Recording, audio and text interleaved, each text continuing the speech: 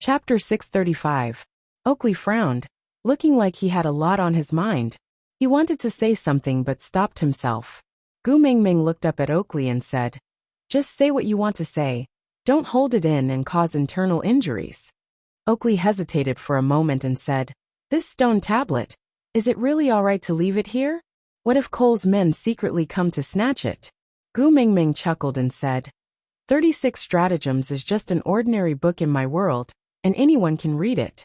But knowing how to read and knowing how to use are two completely different concepts. Let's not talk about the fact that the people here don't know these words, even if they do. How much do they know?" Oakley did not understand and asked, "Didn't you say that Cole knows how to use it?" Gu Mingming looked at Leah, and then at Oakley and smiled. "Cole knows how to use 36 stratagems not because he knows how to read, but because his father's generation after generation memorized it and passed it down to him.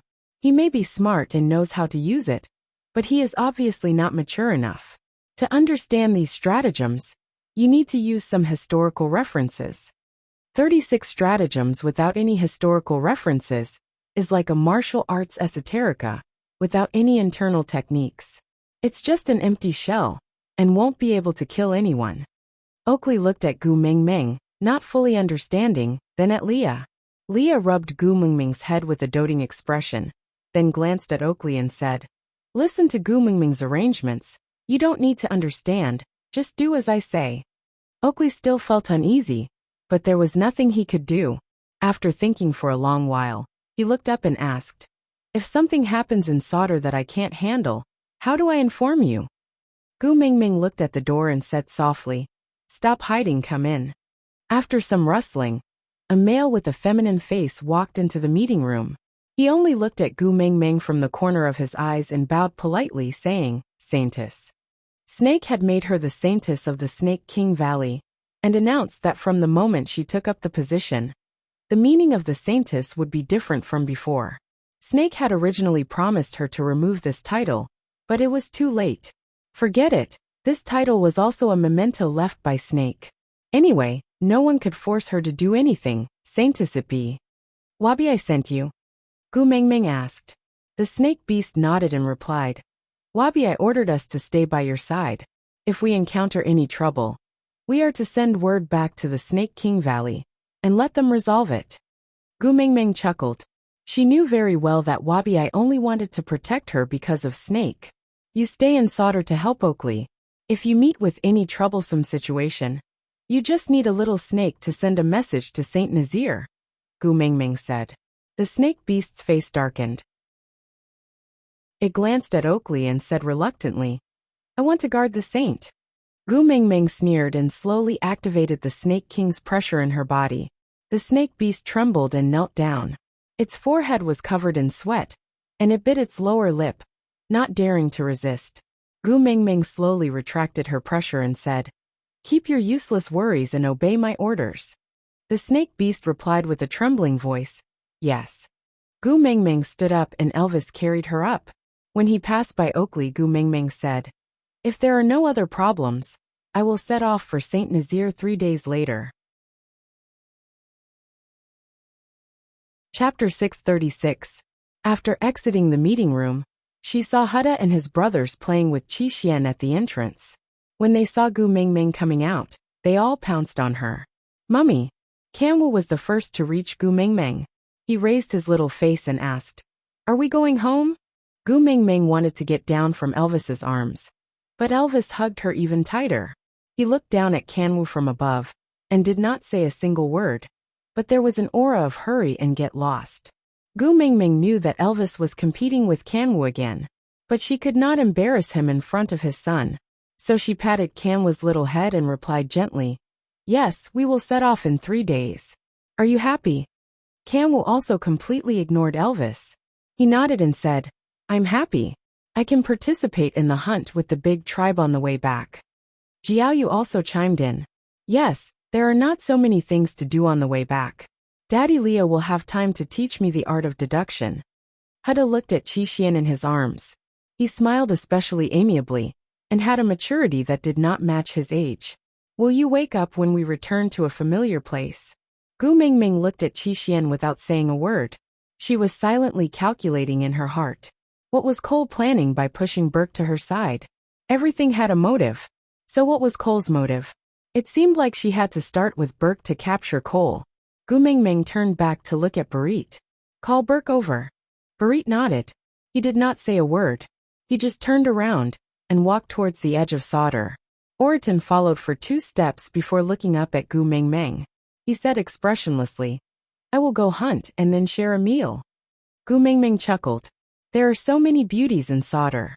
Have you not taken a liking to any of them? Oriton did not seem to understand what Gu Mingming meant. He looked at her in a daze. He did not speak or move. Gu Mingming said, Find a suitable female to start a family with. It's not a good idea to always share a meal with me. Oriton said, I am your guardian beast. I cannot start a family with other females. Gu Mingming shook her head. You don't like me, do you? Oriton lowered his head slightly, as if he was thinking seriously. Then he shook his head and said, I like you. Gu Mingming was slightly surprised and asked, You like me? What do you like about me? Oriton replied very seriously, Your family's food is the best. Gu Mingming was taken aback for a moment, before she suddenly laughed. Their personalities are so different, but why are they so similar in terms of gluttony? Oriton did not know what Gu Mingming was smiling about. He turned to look at Elvis, and realized that his face was filled with gentleness. His pair of blue eyes curved into a curve as Gu Mingming smiled. Oriton could not really understand the feeling of having all his emotions affected by a female. He did not know if all females had this ability, or only Gu Mingming had this ability. For someone like him who had almost forgotten his emotions, who knew if he could be saved if he mated with Gu Mingming? One day in the future, would she be able to smile unknowingly like Elvis? Chapter 637. Gu Mingming did not insist any further. She no longer had the passion she had when she helped Sandy and Colin build the bridge. She did not want to interfere too much in other people's lives. When Elvis carried Gu Mingming back to the stone house, Barit and Burke were already waiting at the door. Barit straightened his back when he saw Gu Mingming. His long, soldier-like face had become even more resolute in the past 2 months, and he was even more taciturn. It was as if other than in front of Gu Mingming, he did not even open his mouth to speak much. I've brought her. Barit opened his mouth, as if he was reporting for work, concise and to the point. With that, he returned to stand behind Elvis, and continued his role as the messenger's guard. He did not speak much, and did not steal the limelight. If one did not look closely, he would look like a background version of Gu Mingming. Elvis carried Gu Mingming, and sat on the stone steps at the door. Leah swayed his tail, and walked past Burke. He paused for a moment and chuckled. He did not say anything, and just walked to the simple stove to start a fire. Gu Mingming sat in Elvis's arms lazily. She glanced sideways at Burke and smiled. 3 days later, I will be returning to St. Nazaire. You and your tribesmen can follow me back. Burke clenched his fists by the sides of his body and slowly released them. He did not dare to look straight at Gu Mingming, and could only stare at her shadow that was elongated by the sun. Frowning, he replied, Can we stay in solder? My tribesmen are already too old. They cannot withstand the frequent travel. Gu Mingming was taken aback. You're not coming with me? Gu Mingming asked. Could it be that Cole's motive for arranging for Burke to come here was not for her, but to regain control of solder? Burke shook his head with difficulty. I want to go with you, but if I leave, there will be no one to provide food for my tribesmen. Originally, the 2 half-orc females in our tribe could recruit family members through mating after joining a new tribe, and continue to take care of our tribesmen. But solder did not lack females at all. How could 2 half-orc females snatch resources from the group of complete females who were at the top of the tribes? Even Maya and Sandy, who were considered average-level half-orc females, did not manage to recruit a single new member after coming to solder, let alone the old, weak, sick and disabled who were burdened with their entire families. Of course, Sandy was very satisfied with Colin, and wouldn't give any other male a chance. Otherwise, just based on her identity as the best friend of the messenger of the beast deity, there would still be people who would be willing to mate with her. Gu Mingming nodded and did not force him. Since that's the case, I won't force you. You can go back. Burke secretly lifted his eyes and stared deeply at Gu Mingming. Her lonely appearance in the rain made him toss and turn in bed, unable to sleep. He couldn't tell if what he saw on her face that day were tears or rain, but those clear eyes were calm without a trace of emotion. It made his heart ache, and made him want to protect her. If he could, he wanted to stay by her side regardless of everything. He didn't want to let her sit alone in the rain, and he didn't want her to have any time to be lonely. But, in the end, Burke only replied with the okay. He then turned around and left with heavy footsteps. Chapter 638. Leah put down the work in his hands and walked to Gu Mingming's side. He hooked Gu Mingming's chin with his slender fingers and squinted his eyes with a resentful expression. You are so familiar with his scent. Why do I feel so unhappy? This meant that Gu Mingming did not smell wrongly. Chuckling, Gu Mingming glanced sideways at Barit and said, Seems like you have to stay behind this time. Barit turned his head and looked at the direction where Burke had disappeared to.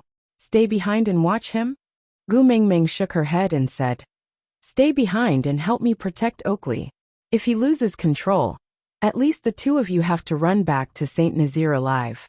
Barit retracted his gaze and looked at Gu Mingming. He pursed his lips and finally replied, All right. But Leah did not give up. He pinched Gu Mingming's chin back and looked straight into her eyes. What do you plan to do after you catch him? Gu Mingming laughed softly and said, I also don't know, How far can I go for my son?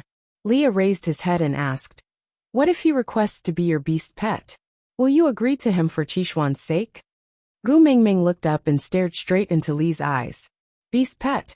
I'm afraid he doesn't have the guts to make such a request. Leah continued asking, What if he does? What do you plan to do? Gu Mingming's shoulders trembled as she smiled sinisterly. Her gaze was cold as she said, If he does, I'll agree to him. Let's see if he has the life to enjoy the poison in my body. Gu Mingming frowned as she felt a slight pain in her chin and shoulder. But she did not resist. Elvis's voice exploded above her head like a subwoofer, hitting Gu Mingming's heart with every word. I'm not dead yet. Leah held Gu Mingming's little face. There was a smile on his devilish and fairy-like face. But why did it look like a layer of ice had formed on his smile? I'm still alive too. Gu Mingming smiled embarrassedly. I know. I was just saying casually. Li's smile grew colder and colder. Even though his voice was calm, it gave off an oppressive feeling as if a storm was brewing. It was as if the air pressure within a radius of 100 meters around Leah had been pulled down. His body leaned forward slightly, and his entire body enveloped Gu Mingming. His long and narrow eyes were filled with a dangerous and fatal seductive aura. His dark red lips parted slightly, bringing with it a unique fragrance, just like the flowers on the other shore, causing one's imagination to run wild. The two of us are not so useless that we need to sacrifice our own females to solve the problem. Leah was only a third-level beast, right? Gu Mingming was uncertain for a moment. Was her power above Li's now? Gu Mingming. Gu. Mingming S and Gu S. Her lips were sealed by Elvis, and his tongue entered her mouth, robbing her of all the fragrance. Gu Mingming felt a numbing sensation on her neck. She glanced sideways and realized that Leah was nibbling on her neck. His strength was neither light nor heavy. It was slightly painful but not injurious. It was filled with lust and punishment. After a long while, when Gu Mingming's entire body turned limp, the two of them released her in unison. Chapter 639. Barit is still watching. You two. Stop fooling around. Gu Mingming could not even complete her sentence. Elvis and Leah were messing around with her body, as if they had planned it beforehand, causing her heart to beat erratically. Barit silently lowered his head and said, I'll go to Oakley's and inform him. Barit only left Gu Mingming with a resolute back view. He liked Gu Mingming. He had liked her ever since she came to the tribe. But he knew that protecting her as a guard was already the closest he could get. Elvis and Leah would not give him a chance to improve. If he was too greedy, the two of them would definitely not tolerate him. So, Knowing when to leave was the only way for him to stay by her side. After Barit left, Elvis and Leah finally let Gu Mingming off, after she repeatedly begged for mercy. "Don't say such things again, or else I will personally kill Qi Xian," Elvis said coldly. Gu Mingming pursed her lips, her gaze cold. This was the second time he said he wanted to kill her sons. Previously it was Kanwu, this time it was Qi Xian. Why were her sons so lowly in his eyes? Elvis seemed to know what Gu Mingming was thinking about. He straightened her body and made her sit face to face with him. Then he said cautiously, "Compared to you, everything else in this world is insignificant. So is the tribe, so is my sons, and so am I. You have become like this because of them, and that is the limit of my tolerance. If you continue to place yourself as a sacrifice for them, I can only kill them personally to protect you. If you dare to touch my sons, I will hate you." Gu Mingming's face was filled with anger as she said unhappily. Elvis smiled bitterly and said, "I know. If you hate me, I will live a life worse than death. But compared to you, my pain is not worth mentioning." Gu Mingming lowered her head and looked at her own knees. This pair of legs were exchanged for by Snake's life. She knew better than anyone else how stubborn the males in the beast world were in love. Wasn't that so? "If you want, Leah and I are willing to risk our lives to accompany you for one night." Elvis hooked Gu Mingming's lips and kissed her lips. Different from the punishment kiss just now, this kiss was extremely gentle. After the kiss, Gu Mingming even felt that her brain was lacking oxygen, and her breathing was not smooth. Elvis hugged her shoulders and placed her on his chest. While giving her support, he did not let her discover the wound in his eyes. "If you want a few more partners, Barit, Oriton, and Ian are all good choices. But don't let it be Cole. He's not worthy." Gu Mingming leaned into Elvis's arms and chuckled. "I know. I don't want any more partners, and I won't take Cole in as a beast pet. It's just something I said in a moment of anger. Why take it so seriously?" Leah squatted in front of Gu Mingming with one knee on the ground. He placed Gu Mingming's little hand by his lips and kissed it. Then he looked straight into Gu Mingming's eyes and said, "If it can make you happy, we don't mind having a few more family members. It didn't matter if it was a partner or a pet, as long as it could make you happy. But don't let it be Cole, he's too dangerous and dirty." Gu Mingming smiled and said, "You and Elvis are enough for me. I don't need any more partners or beast pets. Barit, Oriton, Ian, I don't want any of them. Cole, needless to say, don't worry, all right?" Aside from the topic. Chapter 640. 3 days later, Gu Mingming set off for St. Nazaire. Other than Oakley and Barit, the rest of the St. Nazaire tribesmen, who had migrated over during the attack on Cole, followed Gu Mingming. A few of the snow foxes also wanted to follow Gu Mingming back to St. Nazaire, but were stopped by Leah using the 2 stone tablets. The 16 valued females, Maya and Sandy, 18 big families and some single males who had yet to mate, walked out of Sauter's main entrance in a majestic manner. Looking back, Oakley, Barit, and the snake beast sent by Wabiai were standing at the door like abandoned dogs, looking at them from afar. Gu Mingming sighed softly and turned back. Elvis tightened his arms around her waist and asked, "Worried?" Gu Mingming nodded and said, "Barit is just a third-level beast. If he really meets Cole, he can't even protect himself. How can he protect Oakley? I just feel it's too risky." Elvis said, "Should we send someone to the Snake King Valley to send a message and invite Wabiai over to protect them in secret?" Gu Mingming thought for a moment and shook her head, saying, "Let's not talk about how Cole wouldn't dare to show himself if Wabiai is around. Also, with Wabiai's temper, I'm afraid that Barit and Oakley will die in Wabiai's hands before Cole arrives." Leah walked beside Elvis and held Gu Mingming's little hand, saying, "If you are really worried, I will call the 2 of them over and return to St. Nazaire together. Let's leave Sauter to those few old things. If Cole's motive is to snatch Sauter back, then it would be more beneficial for Cole if the 2 of them are not around." Gu Mingming shook her head and said, "Cole clearly knows that I have already found out that Burke was instigated by him to come to Sauter. If I am not prepared at all, it will only arouse his suspicions." Elvis said slowly, "Being too perfect in itself is a loophole?" Gu Mingming nodded and did not say a word. She just went through the plan again in her mind and tried to think through the details more clearly so that she could deal with it. The speed of the large group was much slower than when Elvis, Leah and Gu Mingming were traveling alone. Females were delicate and could not stand the long journey, although they had experienced it last time and were much better this time. The morning's journey had made them complain incessantly. Gu Mingming was not really in a hurry to rush back to Saint Nazaire, so she found a better place in the forest in the afternoon and ordered them to rest on the spot. The males went hunting while the females gathered around Gu Mingming. On the other hand, their partners could only sit on the outermost edge of the females' group to protect her. They couldn't even get close to their own female.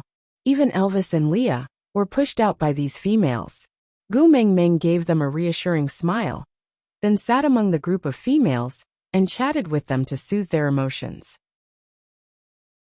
Great messenger, I've heard Sandy talk about you and Eugene before, but I'm still very curious. Can you tell us more? The one speaking was Mandy, the first beauty of the beast world that Gu Mingming had chosen. Gu Mingming chuckled and shook her head. You guys have heard the story of Eugene so many times. Aren't you sick of it? Mandy's eyes brightened. She leaned closer to Gu Mingming and asked, Great messenger, from what you said, does it mean that you have other stories to tell us? Gu Mingming chuckled. Looking at the 18 pairs of big eyes that were shining with anticipation, she could only nod her head and say, Yeah, let me tell you a short story. The beginning of the story was about a fish that fell in love with a flying bird. Digression. The story of the bird and fish, a long, long time ago. A fish and a bird fell in love. But God told them that they would never be lovers. Even becoming friends was an extravagant wish. Even if they loved each other, this lifetime was unattainable. The fish hated the restraints of the seawater and longed for the feeling of being free and aloof in the blue sky. The bird hated the empty blue sky and longed to bathe in the seawater and walk in it. Chapter 641. Although it was a story, it was actually just a script for a play that Gu Mingming had performed in the past, when she was working at the amusement park. The entire play was about 40 minutes long, but with Gu Mingming narrating it alone, it was at most 10 minutes long. The people who went hunting returned one after another. From afar, Gu Mingming could see her 2 meat buns mixed in with the group. Jiaoyu stayed behind to take care of Qi Xian and pestered Leah to tell him some deductions, so he did not go hunting with them. Meanwhile, Hada and Kanwu followed the rest of the group. Seeing her sons, Gu Mingming's expression became much gentler. She clapped her hands and said, All right ladies, today's story ends here. Everyone go back to your own males and have a good rest. After dinner, we will continue our journey in the afternoon. The females still wanted to hear more stories, but did not dare to pester them too much. Mandy and Sandy each took the lead to evacuate a few females before the rest of the group dispersed one after another. Mandy stood behind Gu Mingming, feeling rather bashful. She tugged at Gu Mingming's skirt and asked softly, That flying bird that fell in love with the fish, is it Ian? Gu Mingming was stunned for a moment, before shaking her head in exasperation.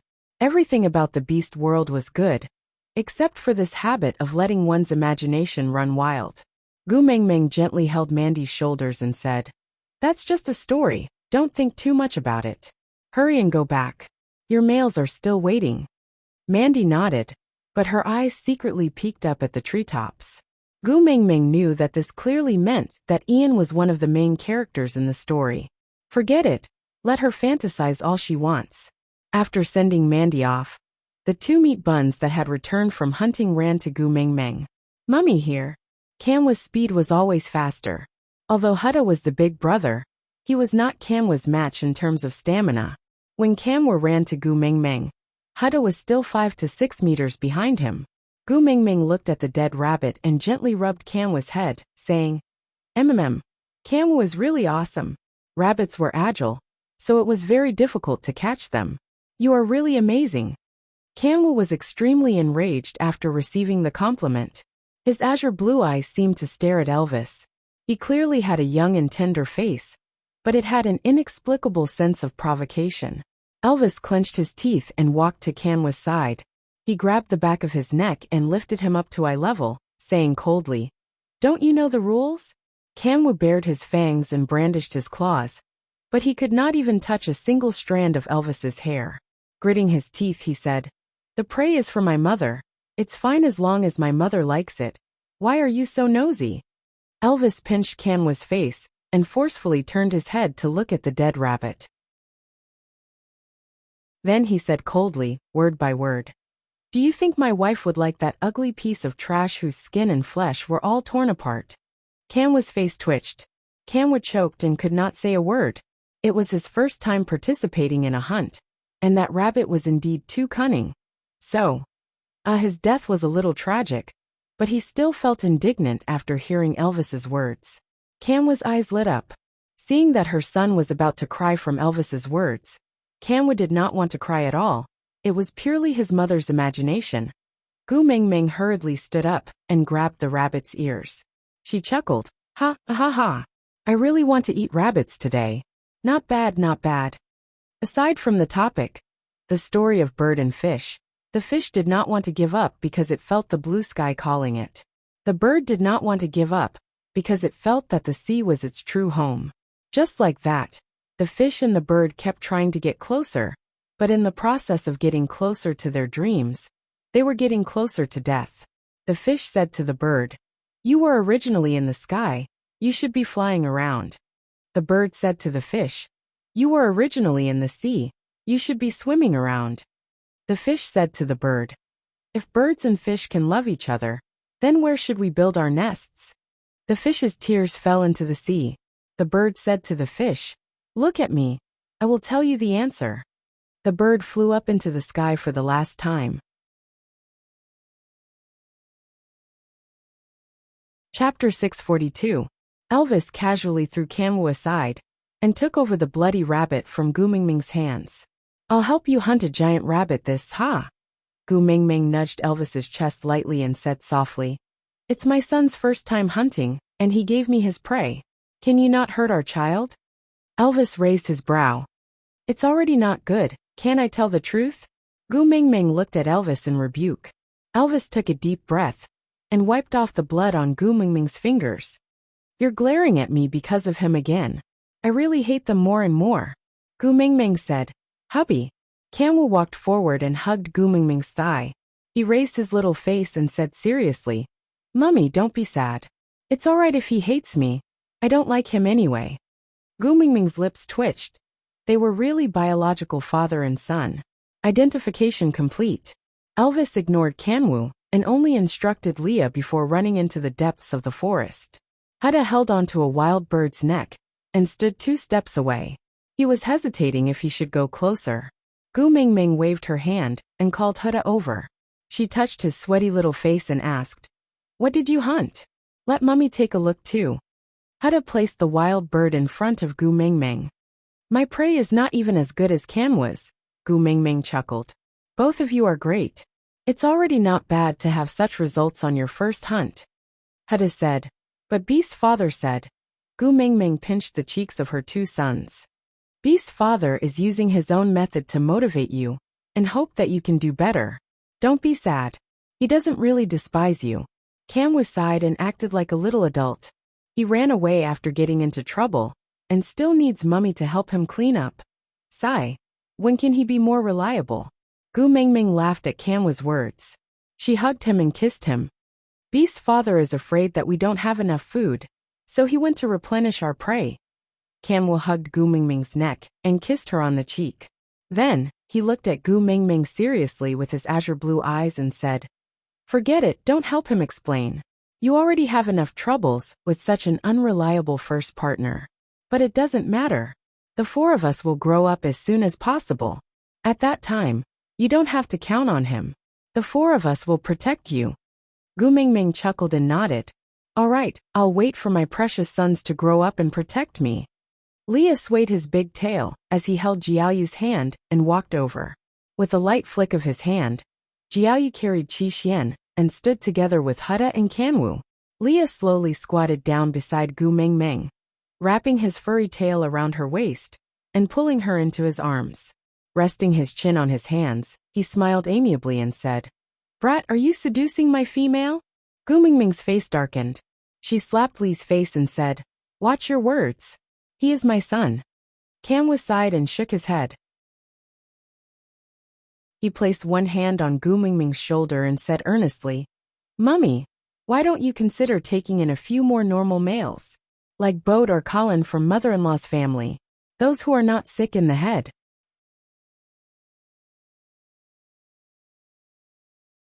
Chapter 643. Li's nonchalant words made Yuan Shiwu's hair stand on end. Today was the first time he had gone hunting with his tribesmen. It was nerve-wracking and exciting. Although he had only hunted a small rabbit, and, there was still a lot of room for improvement in his skills. But he had received a compliment from his mother, not allowing him to go hunting from now on. Why not just chop off his 4 limbs and be done with it? He bared his teeth at Leah, looking like he was about to explode.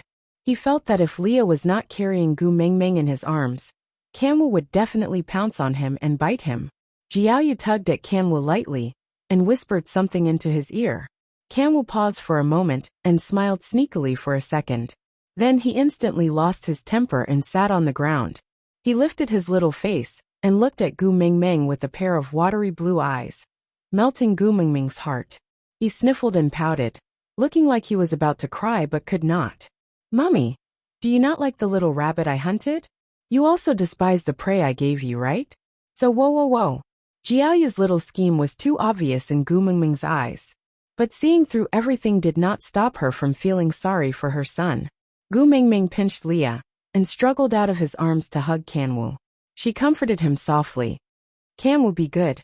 Kanwu, don't cry. Mummy really likes the prey Kanwu gave to Mummy. You have done very well. Mummy is proud of you." Kanwu said, Whoa. But I can't hunt anymore for Mummy, sob. Can I no longer receive Mummy's compliments? Can I no longer take care of Mummy? Then I will be abandoned by Mummy and become a wild wolf that no one wants. Sob. Mummy. Kanwu's unreasonable crying was, strictly speaking, illogical. But which mother in this world would not feel heartwarming when she heard her son trying so hard to take care of her, trying so hard to prove his capabilities in front of her? Gu Mingming patted Kanwu's back lightly. Then, she tilted her head and stood on Kanwu's side without any principles. She glared at Leah and said with slight annoyance, "It's fine if Elvis is like this, but why are you like this too? What's the point of abusing your power to threaten a kid?" Leah was stunned for a moment after being scolded by Gu Mingming. He then smiled brightly and leaned his handsome face in front of Gu Mingming, the tip of his nose touching Gu Mingming's, as if he could not wait to see Gu Mingming in his eyes. The 2 pure white fox ears on the top of his head twitched twice, his voice ambiguous and excited. The moment he opened his thin lips, Li's unique warm breath sprayed onto Gu Mingming's face, making her feel sentimental. "Ming, you look so attractive when you are angry." Gu Mingming blushed at Li's actions and instinctively took a step back. But Leah did not give up. His large tail quickly occupied her waist and pulled her towards him. He supported the back of her head with one hand and slid his other hand down her arm to her palm. He opened his fingers and slipped them through the gaps between her fingers. With one grip, all 10 fingers were locked tightly. "If you're angry, do you want me to pull your ears?" Gu Mingming's entire body stiffened from Li's actions, but she did not know what to do. She turned around to seek help from her sons, only to see Jiaoyu sigh and pat Kanwu, saying, "Forget it. Don't bother with a masochist. A normal person will never win against a lunatic."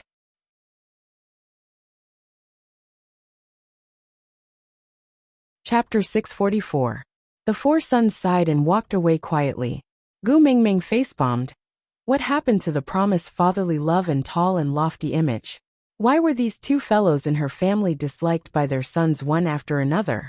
Was there really something wrong with her taste in men? Gu Mingming felt a deep sadness. Elvis did not need too much time to hunt. So not long after the 4 little ones left, Elvis was already carrying a huge rabbit that was 3 times the size of his human form back. Gu Mingming felt it was quite novel to see a whole prey after such a long time. Pushing Leah away, Gu Mingming walked to Elvis and looked at the owner, who had purposely placed his prey beside Kanwa's little rabbit. Then, Elvis prodded the huge rabbit's skull with one hand and placed his palm on his temple. He sighed and said, "Is it a sense of achievement to win against your own sons?" Elvis hugged Gu Mingming into his arms and kissed her forehead gently. Then he said, "We have to let him know who is the boss in this family." Gu Mingming shook her head helplessly and said, "Do you know that you and Leah are already two perverts in our sons' hearts?" Elvis shrugged his shoulders nonchalantly and said, "Let them think whatever they want, I don't care." Gu Mingming sighed helplessly and accepted her fate. She did not force it. Leah leaned over and placed one hand on Elvis's shoulder, while the other hand stroked his own tail in boredom. He said, I was reprimanded just now." Elvis frowned and looked at Leah with a serious expression. He asked, "Really? Xiaoming reprimanded you?" Lee's eyes lit up, and he nodded his head excitedly. It was as if being scolded was an extremely honorable thing. Elvis was also a little agitated. He asked, "Anything else? Did you take action?" Lee's gaze darkened, and he shook his head dejectedly. "No." Elvis also sighed softly and said regretfully, "Forget it. It's already not easy to lose your temper and reprimand someone. This is a good thing. Maybe we can take action next time." A thick sign was flashing on Gu Mingming's forehead. No wonder her sons said that they were psychopaths who had masochistic tendencies. It was one thing for him to think of ways to make her happy every day, but now he had given up on himself to the point where he could be proud of making her angry. Gu Mingming took 2 steps forward and stretched out her 2 little black hands. She grabbed Elvis's ears with her left hand and Lee's right and pulled them towards her. She asked with a smile, "How is it? Are you satisfied?" The eyes of the wolf and fox, whose ears had been twisted, lit up. They were like lottery winners sitting in front of the TV, who had won the first prize. He hugged Gu Mingming excitedly, one black and one white, sandwiching Gu Mingming in the middle, forming a human wolf-fox sandwich. I can't breathe." Gu Mingming roared with a face full of despair. Elvis and Leah then calmed down and released her. Leah held onto Gu Mingming's shoulders and said, "That's great, Gu Mingming. You can finally be angry. During this period of time, you haven't laughed or made a fuss. It's making my heart ache. It's good that you're angry. It's good that you have mood swings. I'll go cook for you. It'll be ready soon." With that, Leah kissed Gu Mingming's face heavily. Then he swayed his tail and went to deal with the giant rabbit. It was not an exaggeration to say that Gu Mingming saw countless blooming flowers spinning around Leah.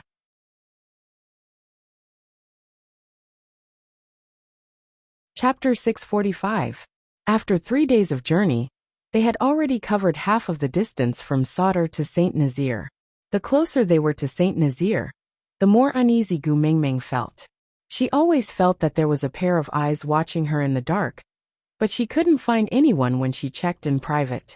Even Ian, who was hovering in the air, did not notice anything suspicious, so Gu Mingming could not help but attribute it all to homesickness. At night, a bright moon hung in the sky. The bright moonlight revealed a trace of coldness, like a white gauze curtain enveloping everything in the night.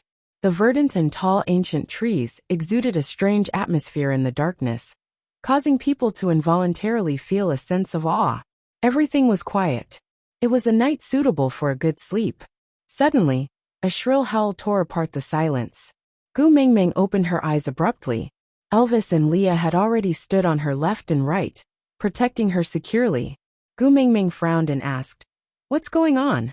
Elvis gave Leah a look and Leah immediately leaped out and started to control the scene.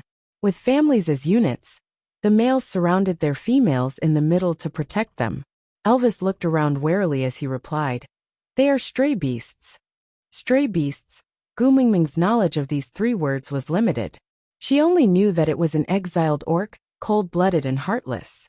The only time she had seen it was not long after they had made it. A few stray beasts were lured into the cave by her singing. Elvis was severely injured and unconscious at that time. Leah stayed in her cave. Gu Mingming felt a wave of disgust as she recalled the scenes of them eating her comrades.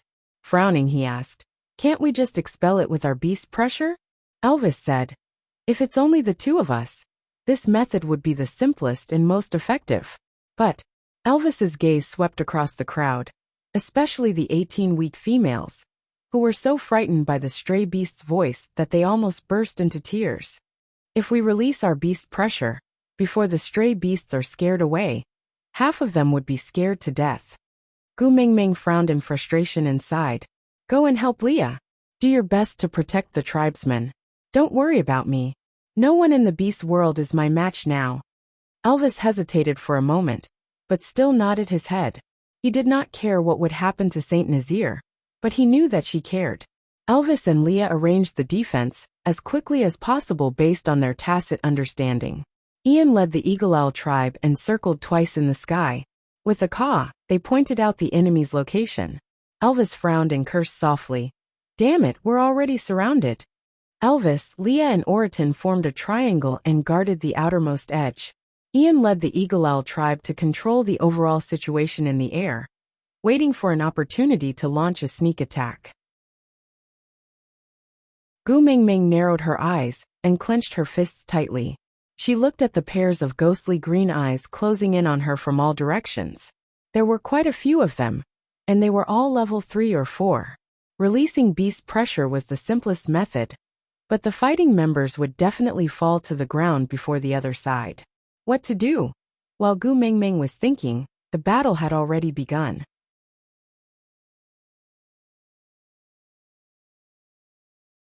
Chapter 646. 7 to 8 4th-level orcs were trapping Elvis tightly. Elvis could not casually unleash his beast pressure, or else the beast pressure from these few 4th-level beasts would be enough to suppress 80% of his fighting power. Physical combat was the only way out. But even though he was strong, it was not easy for him to escape from the stray beast's reckless fighting style. Leah maintained absolute calmness during the battle. Even though it was a little strenuous for him to face 2 3rd-level orcs, he did not retreat a single step and defended a corner with all his might. The Eagle Owl tribe led by Ian circled in the sky, occasionally swooping down to catch a stray beast that was alone. Then, they would quickly return to the sky and use their sharp claws to tear the stray beasts to shreds before landing heavily on the ground. Oriton was used to the stray beast's fighting style, so he was evenly matched with a 4th-level orc. No one had the upper hand. Colin and Sandy had leveled up to 3rd level after mating. Perhaps it was because he did not participate in the previous battle. He seemed to be fighting with all his might this time. But the difference in levels was absolute. Against a 4th-level stray beast, Colin's body was quickly covered in wounds of varying degrees. The rest also fought fiercely with their families as a unit. The scene was bloody and violent, with broken limbs flying in front of Gu Mingming's eyes. She thought she would be afraid, but the heat in her heart was not fear, but excitement. She wanted to participate in the battle, and even tear the enemies apart with her own hands. Gu Mingming was very clear that this excitement did not belong to her, but to Snake's boiling blood that had settled in her body. Sandy's face was pale with fright, and she clutched tightly onto the corner of Gu Mingming's clothes, unwilling to let go. Gu Mingming pursed her lips and stuffed the bun that was guarding her in place of Elvis into Sandy's arms, saying, "Help me look after these 4. Lowering her head, Gu Mingming was stunned for a moment. Then, an explosion sounded in her head, as if a bolt of lightning had struck her brain. "Where's Kamwu?" Gu Mingming asked angrily. Hada carried Qi Xian in his arms, shielding Jiaoyu behind him. He was clearly very afraid, but he still had to pretend to be calm and protect his brother. Hearing Gu Mingming's question, he then realized that Kamwu had disappeared. He looked around frantically, but there was killing and blood everywhere. Hada's tiny body kept trembling, as if his throat was locked. He could not say a single word. Gu Mingming frowned and squatted down to look straight at Hada. She held onto his little shoulders and said, "Hada, Mummy is going to look for Kamwu now. You are the eldest, you have to take good care of your younger brothers. Before Mom comes back, find a place to hide and protect yourself and Aunt Sandy, okay?" Hada trembled and nodded, clearly afraid but still determined. He was the eldest brother, and he could not be weak at this time. Gu Mingming looked up at Sandy and said, "Help me take care of the child. I will be back soon." Sandy nodded with much difficulty, tears welling up in her eyes. She was clearly so scared that she wanted to cry, but she still let go of Gu Mingming's hand. Biting her lips, she reminded, "You have to be careful." Gu Mingming did not hear Sandy's reminder, because after leaving that sentence, Gu Mingming had already turned and dashed into the battlefield filled with killing. She did not have sharp fangs or claws, but she opened up a bloody path. As she walked past, she accurately slapped all the stray beasts to the ground.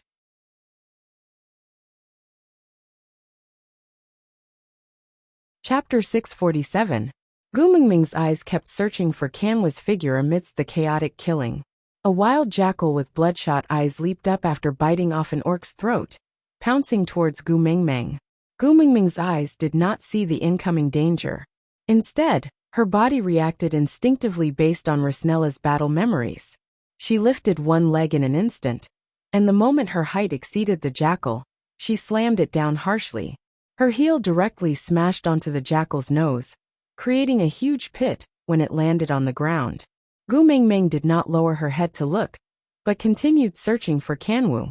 The jackal only had half a head left, and its brain matter was splattered everywhere. However, no one showed any mercy. Gu Mingming did not emit her beast pressure, but still attracted the attention of the stray beasts like a magnet. Perhaps it was because a female walking around in the battlefield was too eye-catching that the stray beasts all resorted to extreme attacks to get rid of the entanglement in front of them. They then surrounded Gu Mingming in twos and threes. Elvis was afraid that Gu Mingming would be hurt. His eyes were bloodshot, and he could not care less about hurting himself. He released his beast pressure and instantly suppressed the few fourth-level orcs surrounding him. He then quickly ran to Gu Mingming's side and protected her in his arms. "Why did you run out? Are you hurt?" Gu Mingming's gaze was still darting around. She said anxiously, "Kanwu is missing. I want to find him." Elvis frowned and his eyes shone fiercely. "You are putting yourself in danger for that little wolf pup again." Gu Mingming pushed Elvis's hand away. She raised her leg and kicked away the stray beast that had recovered from Elvis's beast pressure and was about to attack her from behind. She then shook her head and looked at Elvis. "This level of attack is not dangerous to me." Elvis clenched his teeth and said harshly, "The most regretful thing I have done in my life is to let you give birth to them."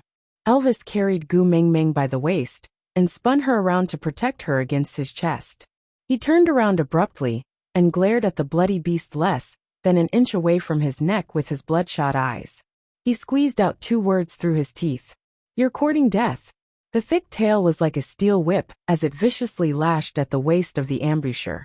The stray beast was sent flying 7 to 8 steps away, its intestines and innards scattered along the way, finally disappearing into the bloody ground. Gu Mingming separated herself from Elvis's arms and said, "Let's split up and search. We must find Kanwu safe and sound. I can't have another son whose life is uncertain." Elvis really wanted to bite Kanwu to death after finding him, but when he met Gu Mingming's worried eyes, he still nodded. He frowned and said, "You're not allowed to get hurt."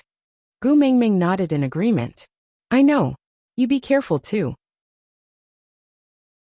With that, Gu Mingming continued to look for Kanwu in another direction. On the other hand, Elvis clenched his fists and forced himself to turn around as well. He wanted to find that bastard son, who was courting death on the battlefield as soon as possible. Only then could Gu Mingming stay at the back with peace of mind and not enter this filthy and bloody battlefield. A white figure flashed into Gu Mingming's eyes. The snow fox that was supposed to be spotlessly white was now covered in a sinister red color. Its flesh was flipped and blood was flowing out. Leah was injured.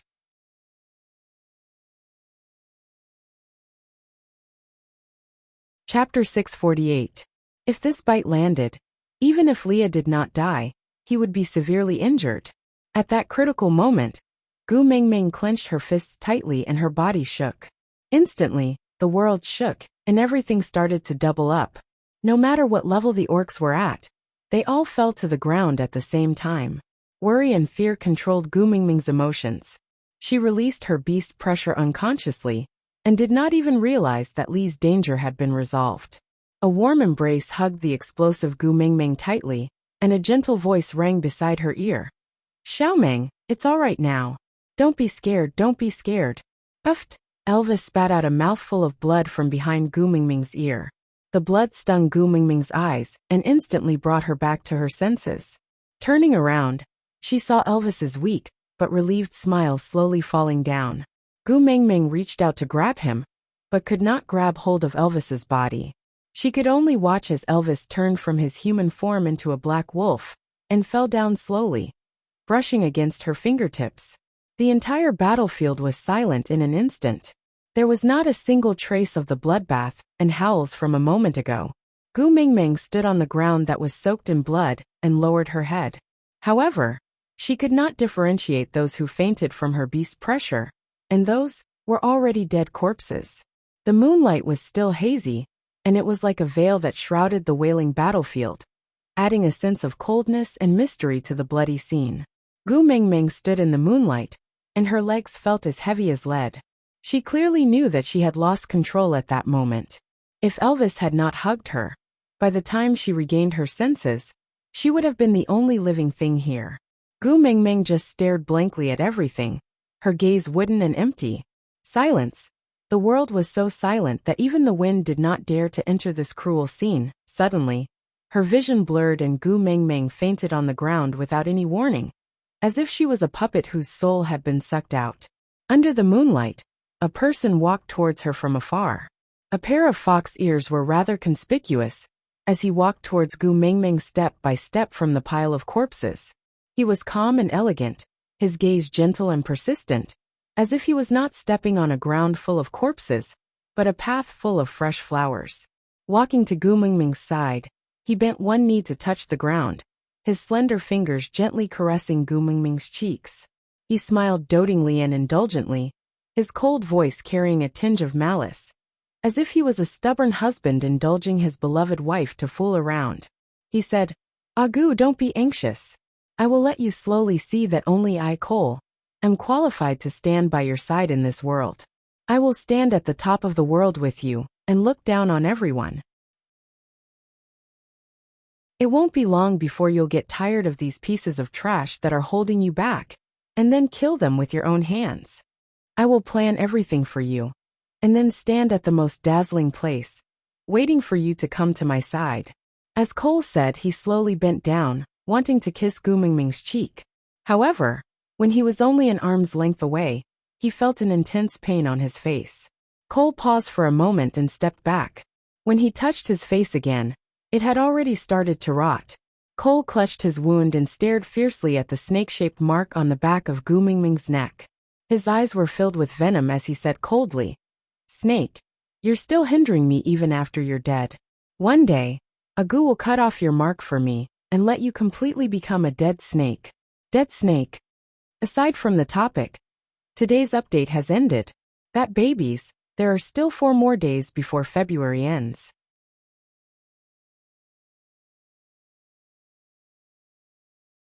Chapter 649.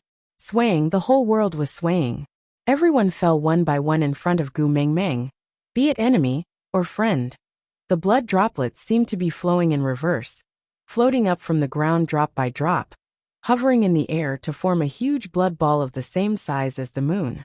Then, it exploded in an instant, and all the blood pierced towards Gu Mingming like sharp kunai.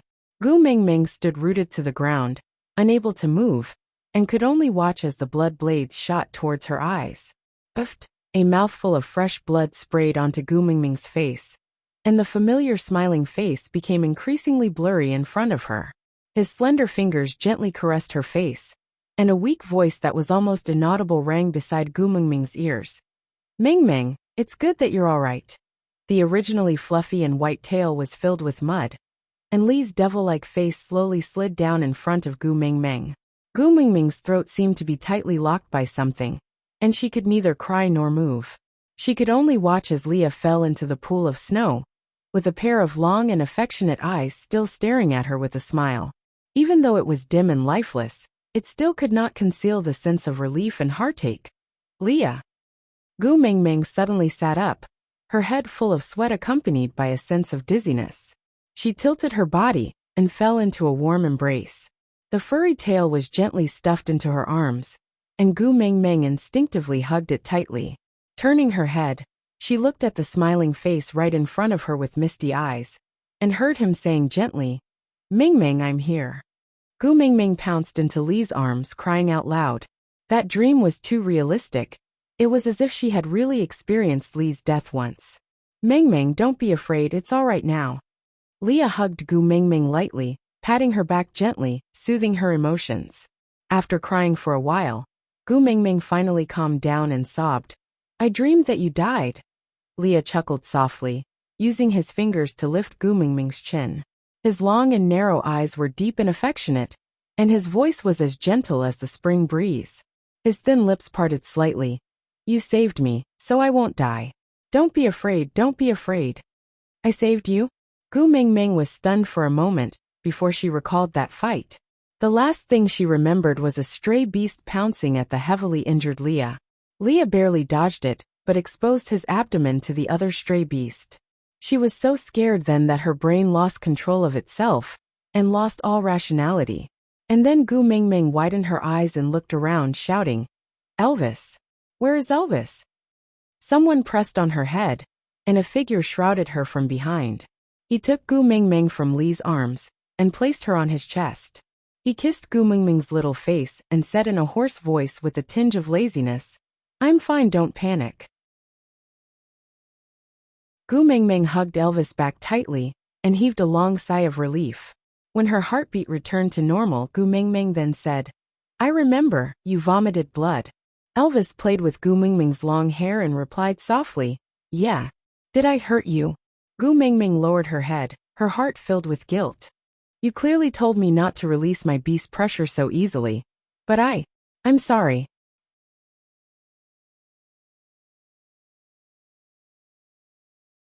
Chapter 650.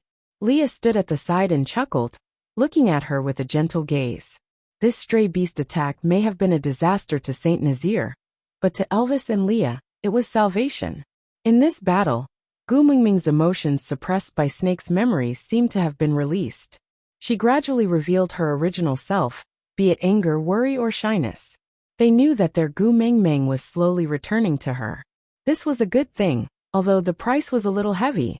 Elvis kissed Gu Mingming until her entire body went limp, before releasing her reluctantly. Gently wiping away the saliva at the side of her lips, he smiled as if he had not had enough. Gu Mingming straightened her body, lowered her head and asked softly, "Kanwu?" Elvis's smile instantly turned cold. His gaze drifted to a place not far away, his voice carrying a strange calmness as he said, "I found him, he's fine." Gu Mingming heaved a sigh of relief, finally calming down completely. Raising her head, Gu Mingming looked around, realizing that she was no longer at the place where she was ambushed by the stray beasts that night. That's right, blood flowed like a river there. The first thing Elvis and the rest did when they woke up was naturally to leave as soon as possible, in case the stray beasts had any more tricks up their sleeves. Gu Mingming wanted to stand up to check on the children, but after supporting herself, she realized that her entire body was so weak that it was almost impossible for her to stand up.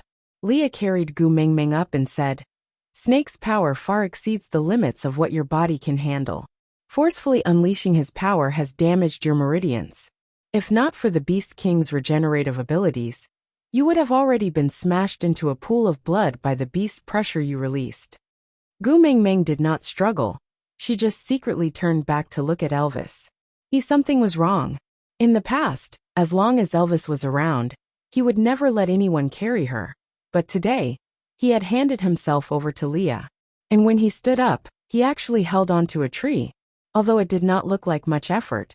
But when had Elvis ever held on to anything to stand up? Something was wrong. Something was definitely wrong. If, even with the Beast King's powers protecting her, she almost turned into a pool of blood, then how badly injured was Elvis, who forced himself to approach her while she was in a daze? "Hubby." Gu Mingming bit her lower lip, but could not say a word. Elvis looked up. His blue eyes were filled with indulgence and love as tranquil as the night sky. He stretched his hand out to caress Gu Mingming's little face, asking, "Do you want me to hug you?" As Elvis spoke, he reached out his hand to receive Gu Mingming. Gu Mingming clearly felt Li's hesitation. It had nothing to do with jealousy. He was worried about Elvis's health. Gu Mingming shook her head. She stretched out one hand with her palm facing up. I want to hold hands. All right. Elvis's large hand held Gu Mingming's little hand gently. He turned it around and placed the back of her hand by his lips, kissing it. Then, as if he was looking at the most precious treasure in the world, he held her little hand tightly in his palm. Leah and Elvis brought Gu Mingming to a big tree not far away. Hutta was carrying Qi Xian in his arms, sitting under the tree in a daze. Jiaoyu saw Gu Mingming from afar and rushed over. As for Kanwu, he was tied up with tree vines and hung upside down on a tree.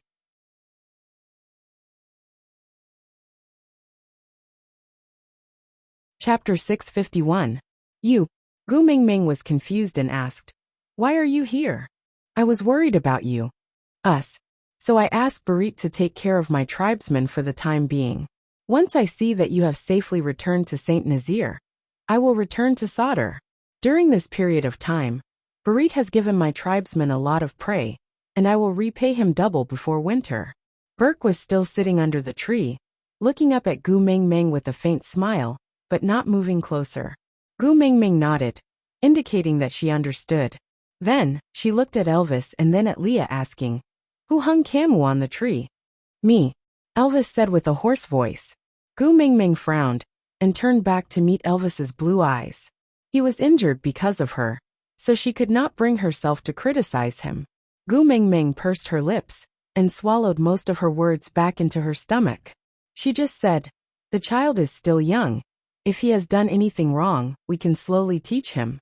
Let him down first." Elvis took 2 steps forward and stopped in front of Kanwu. He turned around and leaned against the tree trunk. The sunlight shone through the layers of tree shadows, and the mottled rays of light landed on his surroundings. He placed his slender hands on Kanwu's back and gave him a nonchalant push. "Rascal, do you think you can come down now?"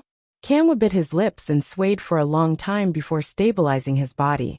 He raised his head stubbornly and looked at Gu Mingming. His azure blue eyes were like the sky that had been washed by water, so clean and clear that his sadness was clearly visible. Gu Mingming's heart twitched under Kanwu's gaze. She instinctively wanted to hug him in her arms and comfort him, but before she could raise her hand, she heard Kanwu say with a thick nasal voice, "Mummy, I'm sorry.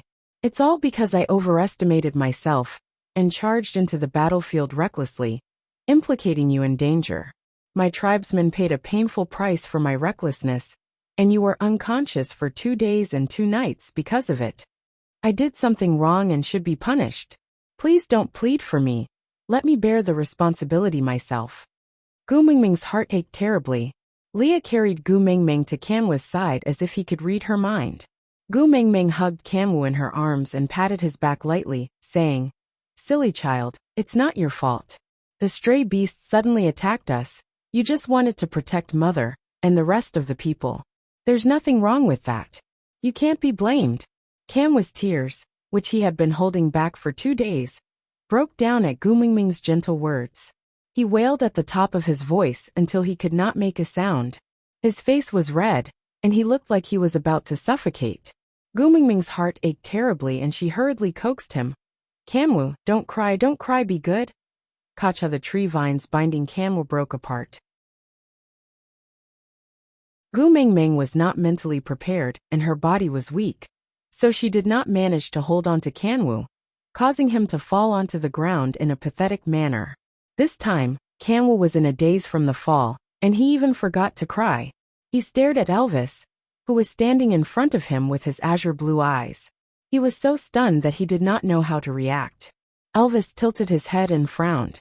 His eyes were cold, and his entire body was emitting a sinister aura. It would not be surprising if he raised his leg and stomped Kanwu to death in the next second. He was born as a wolf, yet he cried so stupidly. And he's even my son. How annoying.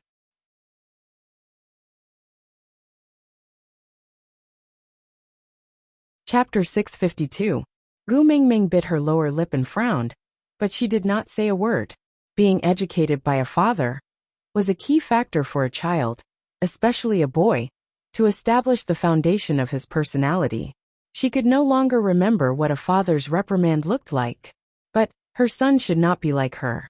Elvis slowly squatted down, his face still shrouded in a layer of darkness. He looked at Kanwoo with an unfriendly gaze that even carried a murderous aura. You should think of ways to make up for your mistake if you know you made a mistake, and not apologize while shedding cowardly tears. Kanwoo's tears were still welling up in his eyes, but he stubbornly bit his lip and forced his tears back. He just glared at Elvis, as if he wanted to use this method to prove that he was different from what Elvis had said. Elvis sneered and pinched Kanwoo's little face. He said with some disdain, your eyes are not bad. But it is not wise to provoke a strong opponent that you cannot defeat. I will surpass you one day. One day. Kanwoo roared. Elvis stretched out his sharp claws and swung it at Kanwoo's back.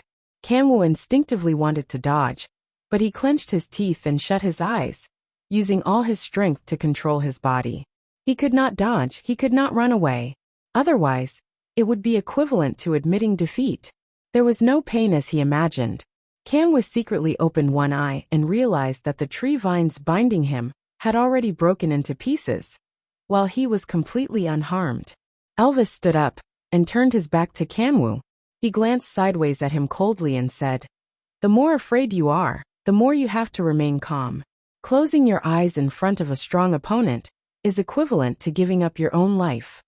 Kanwoo staggered to stand up, his little fists hanging by his sides. His shoulders were raised and his chin was tucked into his collarbone. He looked up and glared at Elvis fiercely. Elvis turned around and did not look at Kanwoo anymore. He said calmly, "You did not do anything wrong by rushing into the battlefield. Because my son is never a weakling that needs protection. Your fault is that you are not strong enough." Kanwoo's little body seemed to be bearing a huge weight. His arms were trembling from his tightly clenched fists.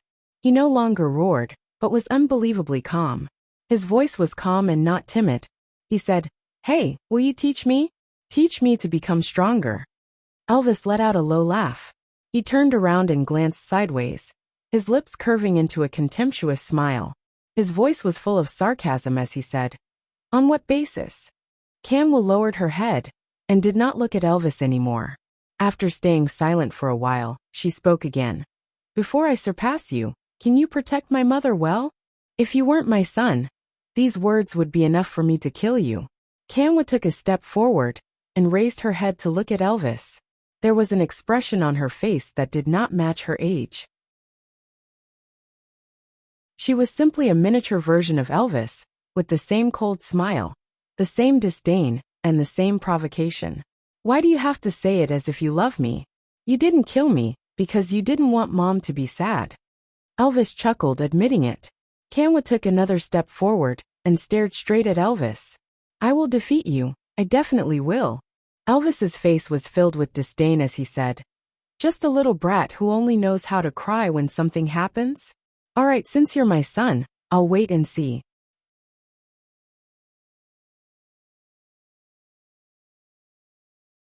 Chapter 653. Gu Mingming really wanted to stay and comfort her son, but Elvis had just educated Kanwoo. If she were to comfort him now, it would be very disadvantageous in terms of education.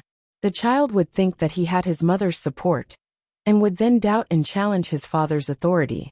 Especially in the beast world, where female supremacy was so extreme that it was a little perverted. Her skills could possibly make Kanwoo look down on everyone else. Although she could not completely agree with Elvis's hegemonic education, it was undeniable that in the beast world, where there was no law, power meant everything. Either win or surrender, there was no third way. Peace, ha! After experiencing so much, if she still hoped for everyone to reach a consensus after a battle of words on the negotiation table, then she was not simple, she was stupid. Leah carried Gu Mingming in his arms, but was not in a hurry to leave. Instead, he looked at Burke, who was sitting quietly by the tree root, his eyes almost glued to Gu Mingming. He said, "Since you saved my little cub, in return, you don't have to return the prey that Barit took care of your tribesmen. But the way you look at my Gu Mingming makes me very unhappy.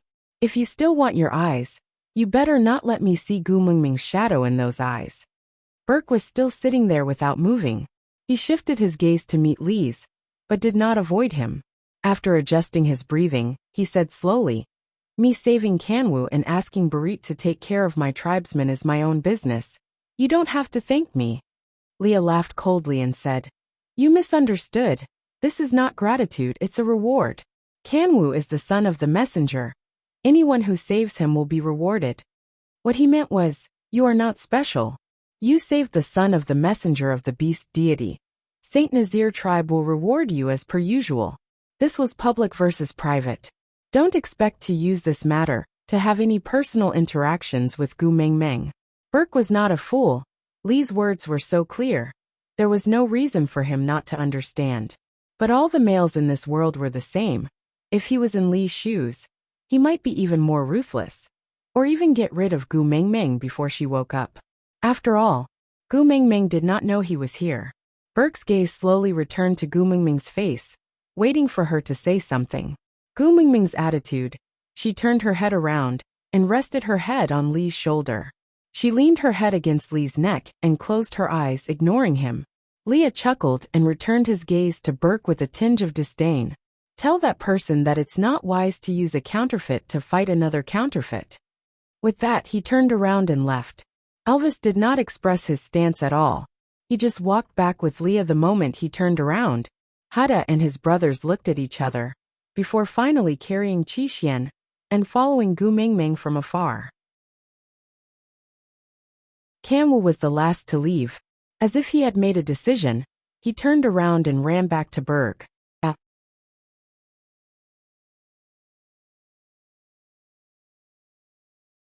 Chapter 654. Sometimes, Gu Mengmeng wished that she had not inherited Snake's abilities so thoroughly. If she did not have such sharp observational skills, she might have joked around with Oriton and teased him for being a glutton with facial paralysis. But what should she do? She could clearly see the signs of serious injuries on Oriton's body. Most importantly, those injuries were not external wounds. Was this the result of the beast pressure eruption? Harming the enemy by 1,000, harming oneself by 800. She felt guilty because she could not control her emotions for a moment and brought disaster to the tribe. Everyone pretended that everything was fine in front of her. Just like after the battle with Cole, she did not see Barit and the rest for a long time. Afterward, they appeared as if nothing had happened, but the faintly discernible sense of weakness could not be hidden. This time, was it the same? Afraid that it would affect her mood, they all pretended to be fine in front of her? Then, should she cooperate and play dumb so that she would not let their arrangements down? Gu Mengmeng's lips curled up and her eyes curved into crescents. She said, "All right, I have not eaten hot pot for a long time." Leah placed Gu Mengmeng in a huge tree hole. This tree hole was not formed naturally and was obviously dug out later. The thick scent of fresh trees had yet to dissipate. Dried grass was laid at the bottom of the tree hole, and Gu Mengmeng only felt that it was soft as she sat on it. Her body leaned to the side lightly. The surroundings of the tree hole were wrapped tightly and softly by beast skin. Sniffing carefully, there was Lee's scent on it. It should have been dug out before she woke up. Elvis sat beside Gu Mengmeng's legs with his back against the tree trunk. He placed one hand gently on Gu Mengmeng's knee and closed his eyes to enjoy the sunlight and her fragrance. Gu Mengmeng reached out and caressed the side of Elvis's face, her gaze filled with heartache. Feeling that Gu Mengmeng was looking at him, Elvis slowly opened his eyes. A pair of blue eyes met Gu Mengmeng's clear eyes accurately. The corners of his lips curled up, and his voice had a tinge of demonic charm and dispiritedness. It was slightly hoarse but full of knowledge. He said, "Looking at me like this, do you want it?" Gu Mengmeng was stunned for a moment, unable to react. Elvis supported himself with one hand on the ground and the other on the side of Gu Mengmeng's ear. His entire body leaned forward, and he half knelt with his slender legs, using his knee to press against the edge of the tree hole between Gu Mengmeng's legs.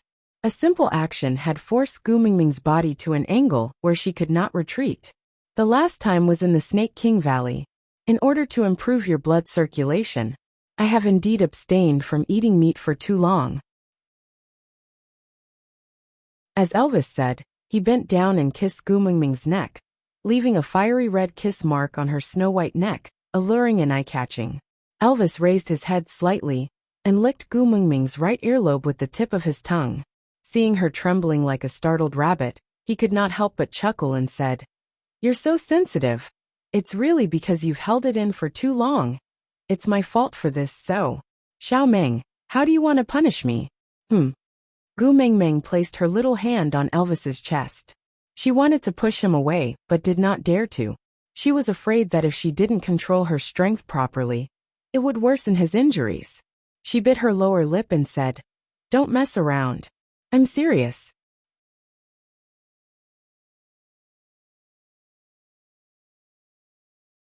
Chapter 655. Gu Mingming lowered her head. Her face flushed red as she mumbled softly, "There's poison on my body, it's fatal." "I know." As Elvis spoke, he kissed his way down her neck, the tip of his tongue gently brushing past Gu Mingming's collarbone. With a hoarse voice he said, "But I'm willing." Gu Mingming placed her hands on Elvis's shoulders, her body trembling uncontrollably. Biting her lower lip, Gu Mingming's eyes were misty as she said, "But I'm not willing." Elvis paused and straightened his back. He hooked Gu Mingming's chin with one hand and stared at her tearful little face. "Are you despising me?" Gu Mingming shook her head, not daring to look at Elvis's eyes. She said softly, "I know you're injured and it's hard for you to stand and walk, right? But if you don't want to tell me, I won't ask. So, don't use this method to cover up. It makes my heart ache." Elvis's heart ached at Gu Mingming's words. The current her wasn't someone he could hide from just by pretending to be fine, right? He clearly knew everything, but he had to keep it all in his heart, forcing a smile and playing along with them, in exchange for their peace of mind. Elvis hugged Gu Mingming in his arms, whispering into her ear, "I really hate that snake. He made you so sharp, but didn't give you the corresponding intelligence." Gu Mingming was taken aback. She blinked her eyes. The worries in her heart dissipated by the second half of Elvis's sentence. Elvis let out a deep breath, then held onto Gu Mingming's shoulders. His blue eyes stared straight into her eyes, saying, "Don't you understand? I've already said, I'm willing." Gu Mingming felt that her brain was not working so well. She just felt her breathing was a little rushed. She stared straight into Elvis's eyes, as if her soul was being sucked into his eyes. Elvis smiled gently and dotingly, rubbing Gu Mingming's little head, saying, "Dying from your domestic violence might be the happiest way to die in this world. If it's you, you're willing to do anything. Death is fine too." Gu Mingming's heart felt like it was being gripped tightly. He did not roar like Ma Jingtao. Every word he said was calm and gentle, but it was like a gentle hand holding onto Gu Mingming's heart steadily, gently retracting his fingers. Her heart was so sensitive that it felt like it was about to explode. Gu Mingming raised her arms and hugged Elvis back, burying her little face in the crook of Elvis's neck as she shed her first tear since leaving the Snake King Valley. "Hubby, what should I do? I'm so scared. I don't know what happened. I couldn't control my emotions. What if one day I accidentally kill you?" Gu Mingming was crying while Elvis was smiling. Finally, the sealed door that was forged by Snake's 1,000 years of loneliness was pushed open a small gap. His Gu Mingming was escaping from that crack. As long as he could grab her hand, it didn't matter whether he pulled her out or accompanied her in.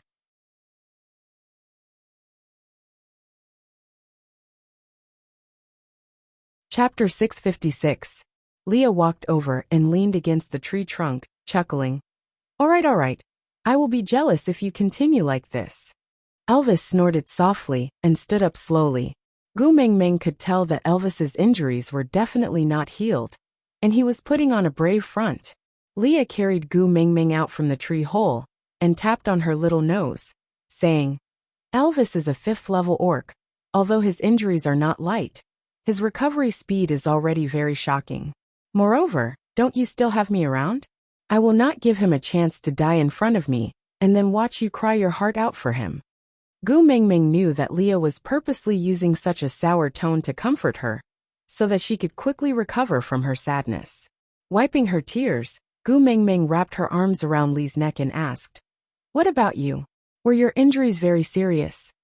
Leah chuckled with an awkward expression, replying, I am not Elvis, forcefully enduring his beast pressure and refusing to give in, forcing himself to hug you when you were releasing your beast pressure. Gu Mingming remembered that if Elvis had not hugged her at that time, she did not know how long she would have lost control of her emotions. Elvis took 2 steps forward, holding Gu Mingming's little hand and kissed it, saying, Once you released your beast pressure, he immediately reverted to his original form and fainted. Leah snorted through his nose and turned his face to the side, revealing his embarrassment. Sitting around the fire pit, Leah placed Gu Mingming down properly before starting to add meat into the pot. The soup that had already been prepared was giving off a thick bone aroma, stimulating one's appetite. Oriton used 2 peeled tree branches to make chopsticks, picking up the meat while telling Gu Mingming, Yeah, what Elvis said is true.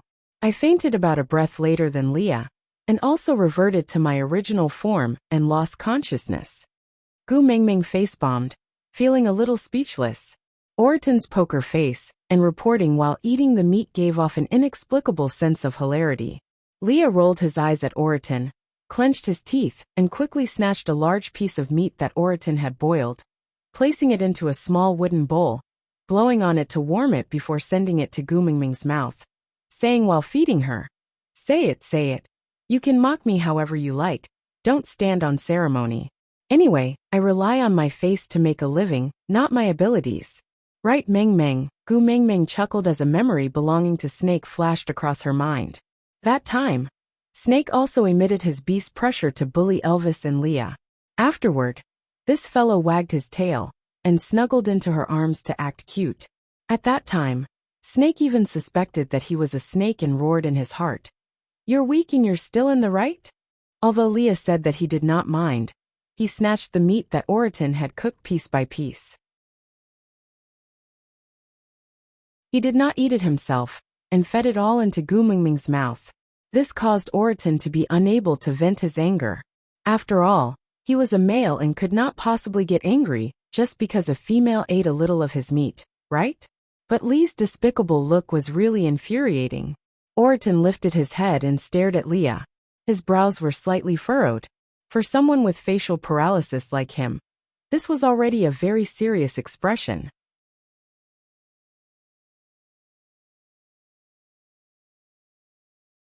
Chapter 657. Oriton clenched his teeth and cooked another piece of meat. He did not eat it himself, and just placed it in Gu Mingming's bowl. Then he looked at Leah with a blank expression and said, You don't rely on your looks to make a living. You rely on your cheap. Cough. Gu Mingming choked on Oriton's words and almost spat out the meat she had just swallowed. Previously, Oriton had also called Leah a despicable with a straight face. A knife-wielding hero. Gu Mingming thought that Leah would be angry and drag Oriton to a duel to clear his name. In the end, this guy turned his head in an extremely coquettish manner and looked at her with a face full of grievance. He said like a pet dog, Mingming, he bullied me. The corners of Gu Mingming's mouth twitched. Not knowing whether to laugh or cry, she asked, So, you want me to beat him up for you? Leah looked at Gu Mingming seriously, then nodded his head resolutely. Yes, he nodded. Gu Mingming held her forehead and forced herself to raise her arm. My limbs are weak now. Leah pulled Gu Mingming into his arms and kissed her little face lightly. His bewitching red lips inched closer, and he licked the meat juice on the side of Gu Mingming's lips, before retracting his tongue back into his mouth. Then he moved his thin lips close to her ear and muttered softly, The way you eat is too alluring. I don't want others to see it. In the future, let's not let Oriton share meals with us, all right? Gu Mingming was speechless. Green veins popped up on Oriton's forehead as he glared at Leah, looking like he was about to charge forward and fight Leah to the death. What kind of joke was this? Snatching food from the tiger's mouth. But Leah didn't mind. He glanced sideways at Oriton and chuckled. Praise me or else. Once Mingming opens her mouth, there's no turning back. A hot pot barbecue stewed pork knuckle. I wonder what delicacies Mingming will bring later. If I can't eat them, won't you regret it? Oriton clenched his teeth and fiercely squeezed out a sentence from between his teeth. You win. Leah chuckled, then looked at Oriton with an evil expression. You're quite tactful, aren't you? Since you've already submitted, I'll be magnanimous and not stoop to pettiness. I won't let Meng Meng forbid you from coming to our house to eat. Oriton really could not stand Li's smug look, so he turned his face to the side and stretched out his bowl. Give me the meat. Leah snorted arrogantly, then quickly scooped up all the meat from the pot and placed it into Gu Mingming's bowl. You are not even my female, and you still want me to take care of you? Don't you have any shame? On Oriton's forehead, there was a thick and large tick mark. Damn it! Being scolded as shameless by a shameless person was so frustrating. Gu Mingming chuckled. She picked up a large piece of meat from her bowl and placed it in Oriton's bowl. Stop fooling around. Hurry and eat. Oriton looked at the meat in his bowl, and his expression became a little better. He responded with a and picked up the meat with his chopsticks and sent it into his mouth. Then, the meat was snatched away from his mouth. A long, wretched face appeared in front of him, chewing the piece of meat that was supposed to be in his mouth with great relish. He even purposely made chewing noises. If a tiger doesn't roar, do you really think I'm a Hello Kitty? Oriton leaped up and chased after Leah to attack. Leah dodged left and right, but did not really retaliate. He just fooled around. Elvis sat beside Gu Mingming, holding the bowl and chopsticks that Leah had stuffed into his arms. He picked up a piece of meat that was just the right temperature and sent it into Gu Mingming's mouth. Seeing her helpless smile, his gaze also softened. Luckily, in this house, there was still Leah who knew how to divert her attention and make her happy. She smiled again. How nice. Aside from the topic, I saw the comments from my babies. They were all talking about Gu Mingming's recent emotional problems. Don't worry, this is a serious and joyful article, not a heavy one. Gu Mingming was just not used to the sudden addition of over 1,000 years of memories, because Snake had just died. She would slowly get better. Besides, Cole, that sly fox, was quite annoying. In comparison, the previous Nina was just trash, and could not be compared at all. Sigh. The author had already spoken, which meant that today's update had ended.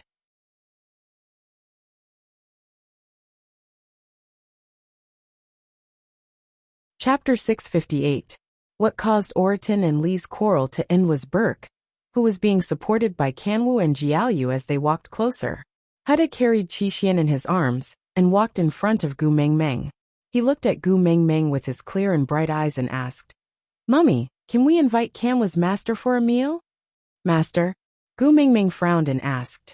Kanwu walked in front of Gu Mingming, treating Elvis, who was sitting beside Gu Mingming, as though he was invisible. Kanwu's eyes, which were 80% similar to Elvis's, carried a stubbornness that did not belong to his age. He said, Master Burke was injured while trying to save me, so he is temporarily unable to hunt. I feel that I should at least be able to afford his food before he recovers, but the current me is still too weak. Mom, can you allow Master Borg to eat with us for a while? Gu Mingming placed her hand lightly on Kanwu's head and rubbed it gently. It's a good character to be grateful. Mummy will definitely support you. Kanwu pounced into Gu Mingming's arms and hugged Gu Mingming's neck tightly with his little hands. He pressed his chubby little face against Gu Mingming's and mumbled for a while before saying, Mummy, thank you. Gu Mingming chuckled and hugged her awkward son back. She looked up at the pale-faced Burke and said, Sit, let's eat together. Burke took a step forward, but Leah stood in front of him and said coldly, I remember I have already paid you. Burke's gaze was filled with a sense of inferiority. Of course he knew the difference between him and Leah, not to mention Elvis, who was sitting beside Gu Mingming. He also knew that it was not good to be greedy, so when Gu Mingming asked him to follow them to Saint Nazaire, he almost wanted to agree without caring about anything else. However, during the days in Sauder, he gradually understood what kind of person Cole was who had guided him to Gu Mingming's side. He did not know what kind of role he was playing in Cole's chessboard. He was extremely afraid that he would become a chess piece to hurt Gu Mingming, so he chose to stay away from her and watched her leave. But he couldn't control his heart. He desperately wanted to get closer to her. Just a little bit would do. Not knowing what tricks Cole would play on her, he was really worried about her safety. That was why he had come. He had quietly followed behind the group and watched them from afar. They were so far away that they could only see the sesame-sized shadow of the last person in the group. Only then would they not be discovered. Until he noticed the stray beast's attack, his brain almost lost control. Even though he knew how dangerous the stray beasts were, he still charged over without hesitation. Seeing Kanwu being attacked by 2 stray beasts, the combination of their moves was almost fatal. He did not have Elvis's ability and could not counter this attack. The only way was to block it for him. He knew that even he would die if he were to take this attack head-on. But all she could think of was Gu Mingming's sad and helpless gaze as she hugged Qi. She already had a son whose life or death was unknown. She couldn't have another one. As long as she could be well, she would let him die for Kanwu.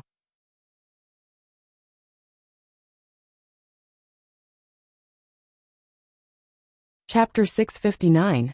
Jiaoyu took 2 steps forward and gently tugged on Li's beast-skin skirt. He looked up at Leah with a pair of eyes that was extremely similar to Gu Mingming's. If you chase Burke away, Kanwu will definitely starve with him. As brothers, we will advance and retreat together with Kanwu. If all 4 sons have nothing to eat at the same time, who do you think will feel heartache? Leah raised his brows and looked down at Jiaoyu with a smile. Are you threatening me? Jiaoyu did not deny it. He just looked up at Leah. I heard that you are always showing off, saying that mother is always biased towards you. Leah chuckled and responded with a sounding a little proud. Jiaoyu said, then what if the 4 of us hug mother and cry together? If we say that you are bullying us, who do you think mother will be biased towards? Li's eyelids twitched. He stared at Jiaoyu with a dangerous gaze. Rascal, you are playing with fire. Jiaoyu shrugged. Stop pretending. You can't do anything to my eyes. Leah gritted his teeth. He thought he had put on a good disguise. In the end, this rascal had grasped his weakness. Yes, he could not harden his heart to do anything when facing this pair of eyes that looked exactly like Cheng Mingming's. Jiaoyu continued. Let Burke stay for a meal. Otherwise, I will tell mother that you beat us up. Leah raised his brows. Was he trying to create an injustice? Since when did he beat them up? Jiaoyu said. Also, you and Auntie Mandy were exchanging flirtatious glances. Li's eyes widened. He instantly understood Jiaoyu's intentions. Gu Mingming's hearing was different from before. She could hear every single word that this rascal was saying. Jiaoyu raised his little face and smiled brightly, but there was a small evil glint in his eyes. You even called out a female's name when you were asleep. Something Jillian. The veins on Li's forehead twitched. This little wolf cub was really good at making up lies. Who could he not mention? Why did he have to mention Jillian, the snow fox that he was engaged to? Jiaoyu wanted to say more, but Leah covered his mouth and gave in with a black face. Eat. Let him eat, all right? If you keep lying, your mother is going to explode. Jiaoyu smiled triumphantly and gently slapped Li's wrist away. He turned around and walked back. After taking 2 steps, he turned back and lightly patted Li's shoulder. With a sincere and earnest look, he said, I am also doing this for my brother. I have no choice. You don't have to take it to heart. In any case, you wouldn't dare to kill me. Also, your mother is going to explode. Your whole tribe is going to explode. With that, Jiaoyu sighed maturely and walked back to Burke's side. He held onto one of his arms and said, My mother's males don't have normal brains. Don't bother with lunatics.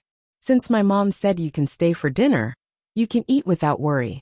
After all, my mother is the one who calls the shots in this family. Kanwu stood up from Gu Mingming's arms. He hesitated for a moment before kissing Gu Mingming on the cheek. Without saying a word, he walked to the other side of Burke and sat beside the fire with Jiaoyu on Burke's left and right. Huda handed Qi over to Jiaoyu. Then he went to fetch the bowls and chopsticks. He scooped up some meat from the pot and filled 4 small bowls. He passed them to his brothers and Burke respectively. Then he carried Qi back into his arms. All right, let's eat. Aside from the topic.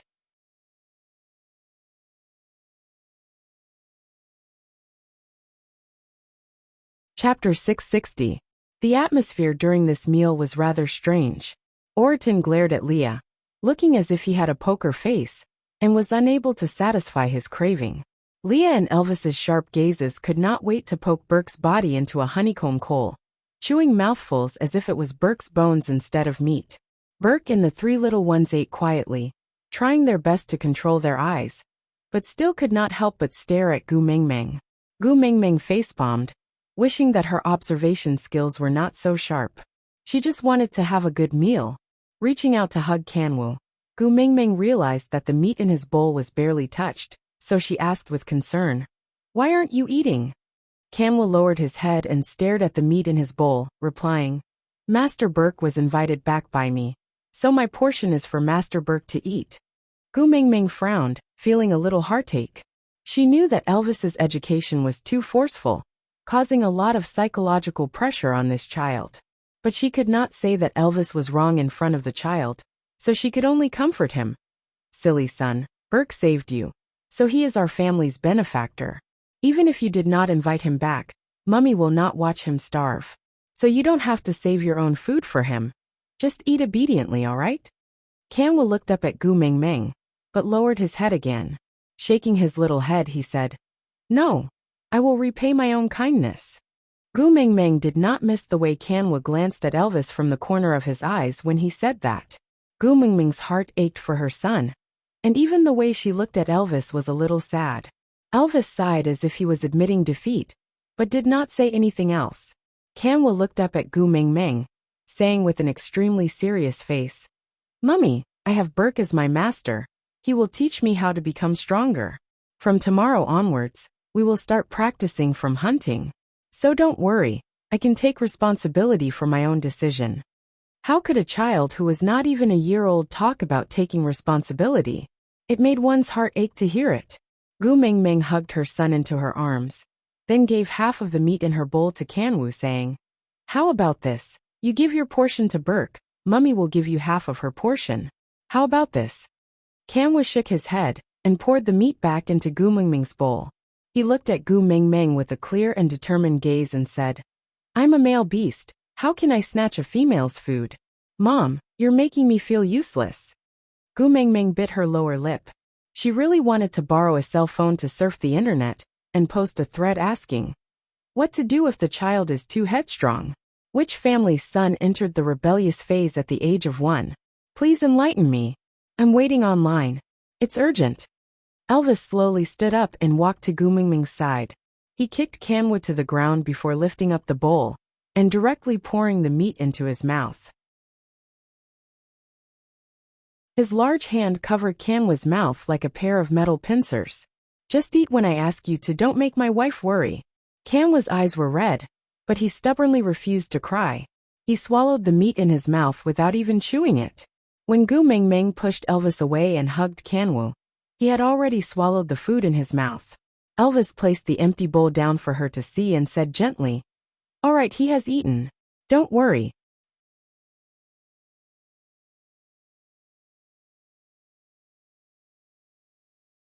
Chapter 661.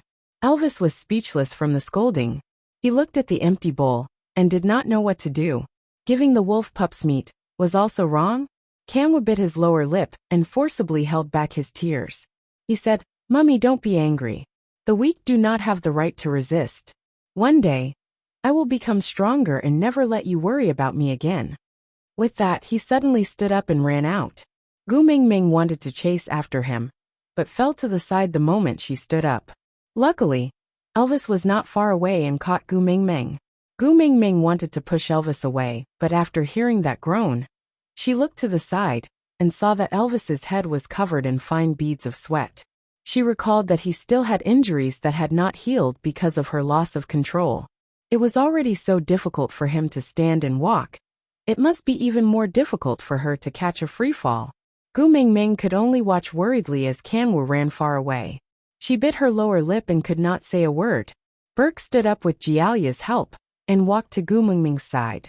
Standing shoulder to shoulder with her, he said, "Don't worry, I will take care of him." Gu Mingming looked to the side at Burke. Now there was no better way. "Sorry to trouble you," Burke chuckled. "If you had not unleashed your king's aura, I would definitely not have been able to withstand the second blow from those two stray beasts. So, actually you saved my life. To repay you, Taking care of Kanwoo is not a big deal. He is a very sensible child. With that, Burke walked in the direction where Kanwoo had disappeared. Huda carried Qi and walked to Gu Mingming. He raised his little face and said, "Mummy, your body is too weak. You need to rest and recuperate. I will help you look after your brothers, and not let them cause any trouble. So don't worry too much, alright?" Gu Mingming rubbed Huda's little head. Her heart was filled with guilt. If she had taken good care of her own sons back then, and not let them experience that kidnapping, and not let them witness her being tortured to death by Ellie, would they not have matured so early? Being forced to grow up was a psychological trauma, but she did not know how to make up for it. Huda looked at Elvis, then at Leah. He sighed and did not say anything. He just shook his head and walked away. The veins on Elvis's forehead twitched. He was going against the heavens. It was only until Burke and the three precocious kids had disappeared that Gu Mingming retracted her gaze and looked at Elvis. "How badly are you injured? Don't lie to me. Tell me the truth." Elvis's heart skipped a beat. He thought that Leah and Oriton's banter had already settled this matter, and Gu Mingming would not pursue the matter further. Frowning, Elvis started to dislike those wolf cubs even more. If Kanwoo had not suddenly run away, causing Gu Mingming to almost lose her balance after getting up to chase after him, he would not have rushed over to hug Gu Mingming, causing pressure on his wound and causing Chung Mingming to worry.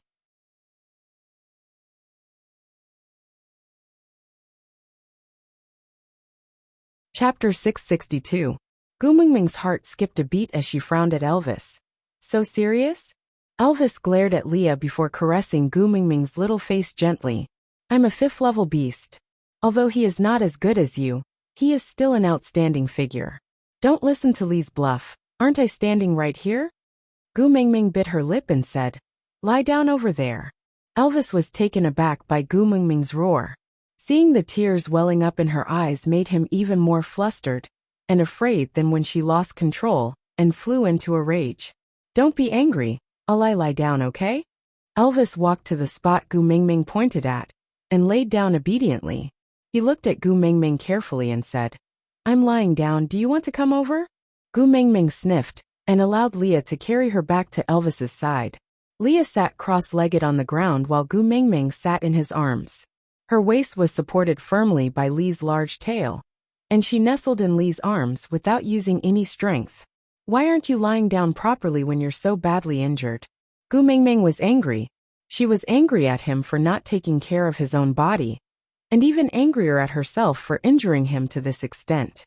Elvis looked at Gu Mingming with a deep gaze and said, "I get flustered when I can't see you, so wherever you are I will be." "Silly wolf." Gu Mingming rubbed her eyes, then turned to look at Leah and asked, "What about you? Was he really all right? You're not lying? I clearly saw those two stray beasts working together to kill you."